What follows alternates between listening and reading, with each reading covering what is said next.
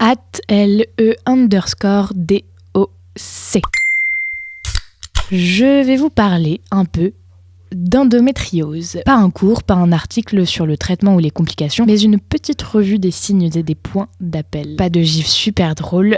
Vous êtes prévenus. Rapidement, c'est quoi ? Pour faire simple, l'existence de cellules de la muqueuse de l'utérus là où elles ne devraient pas être, les ovaires, les trompes, les ligaments qui suspendent l'utérus, la vessie, le côlon, en fait possiblement partout au niveau du pelvis. Ces cellules ont un comportement hormonodépendant variant avec le cycle, qu'elles soient en position normale ou non, ce qui explique l'existence de signes variants avec le cycle. Juste un petit mot avant de commencer. L'endométriose peut rester asymptomatique et indolore chez certaines femmes, elle n'est donc prise en charge que s'il existe un retentissement sur l'organe ou la vie quotidienne. En quelques chiffres, c'est 10 à 15% environ des femmes en âge de procréer, certains avancent des chiffres un peu plus importants, et selon les études, 25 à 50% des femmes infertiles. Cela peut débuter dès l'âge de 16 ans, c'est donc statistiquement très fréquent. Quels en sont les signes les plus fréquents ? Hélas, rien de très spécifique, ce qui explique les ratés diagnostiques majeurs. Le principe est donc simple, on le trouve quand on y pense, et on doit y penser systématiquement, car rien n'est pathognomonique.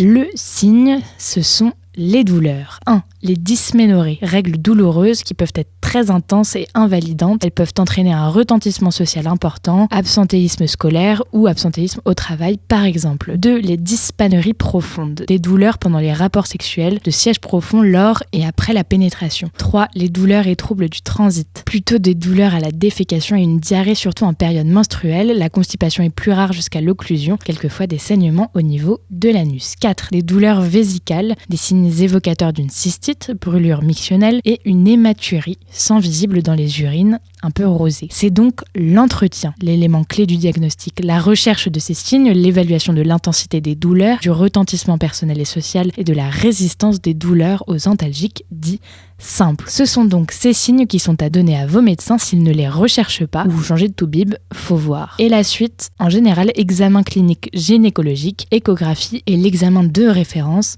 l'IRM, mais ce n'est pas le sujet. Voilà, à nous médecins d'y penser systématiquement et de sauter de la tête que la douleur est normale chez les femmes et les adolescentes, que cette douleur soit spontanée ou provoquée, notamment par les rapports, ce n'est jamais normal de souffrir. Et vous, chères patientes, n'hésitez pas à nous harceler sur ce sujet, c'est notre job de vous répondre. Bisous.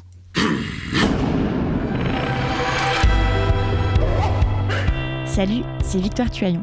En attendant le prochain épisode de À dérouler, je te propose d'écouter Les couilles sur la table, mon podcast consacré aux hommes et aux masculinités. Parce qu'on ne naît pas homme, on le devient.